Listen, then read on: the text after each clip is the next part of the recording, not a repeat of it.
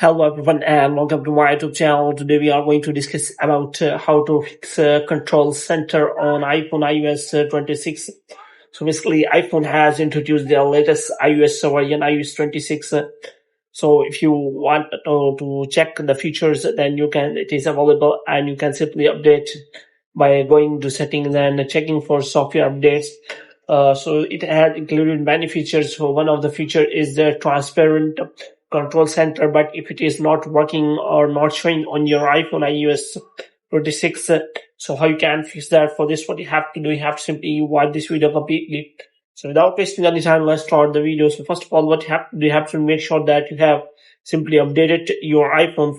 For this, you have to simply go to settings, and after that you have to general, and you have to go to software update, and you have to check whether it is showing any kind of update, and if it is showing, then you have to simply update your iPhone. And after that, what you have to do, you have to simply go to the general, and after the settings, and here you can simply search for the control center settings. And here if you look for a control center, then it is option available. So here if you look for the setting, then only one setting is available.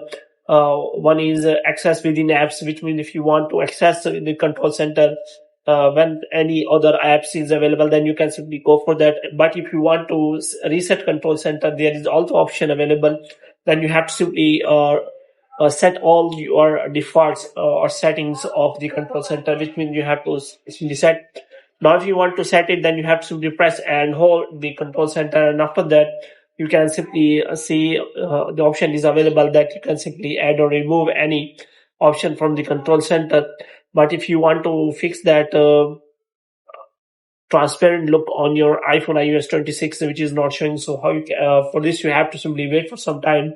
But it's because it is still not available in many of the iPhones, so you have to wait for some time.